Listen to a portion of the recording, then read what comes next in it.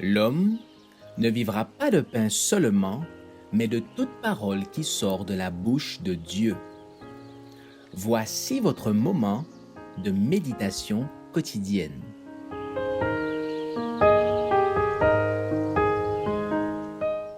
Vous recevrez une puissance.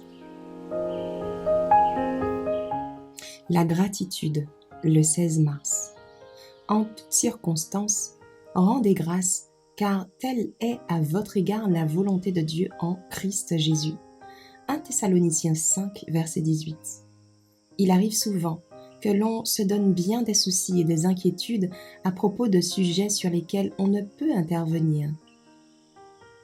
Le Seigneur aimerait que ses enfants lui fassent pleinement confiance. Notre Seigneur est un Dieu juste. Ses enfants devraient reconnaître ses bontés et sa justice dans les grandes choses de la vie comme dans les petites. Ceux qui chérissent un esprit d'inquiétude et qui se plaignent refusent en fait de reconnaître sa main agissante. L'anxiété inutile n'a pas de sens et elle nous empêche de nous tenir là où nous le devrions devant Dieu. Quand le Saint-Esprit prend possession d'une âme, tout désir de se plaindre, de murmurer à propos de ce que nous disposons pas et que nous désirons disparaîtra. Car nous remercions Dieu de tout notre cœur pour toutes les bénédictions reçues.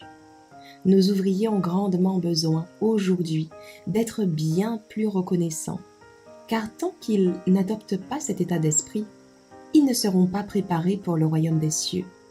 Une puissante œuvre doit s'accomplir pour chacun d'entre nous. Nous ne comprenons qu'imparfaitement ce que Dieu désire faire par nous. Nous devrions chercher à réaliser la profondeur de ses plans et profiter de toutes les leçons qu'il essaye de nous transmettre.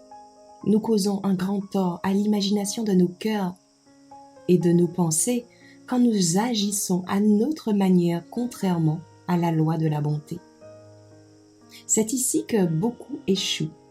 Nous ne cultivons pas une disposition à la gentillesse.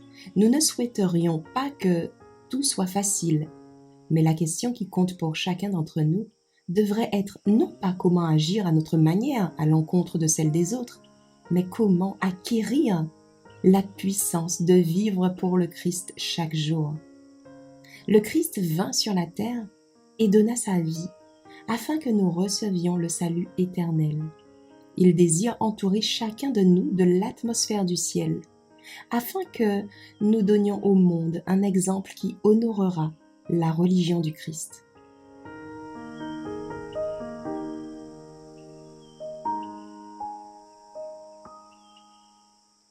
Merci d'avoir écouté cette présentation. Assurez-vous de nous rejoindre demain pour votre moment de méditation quotidienne avec lereste.org.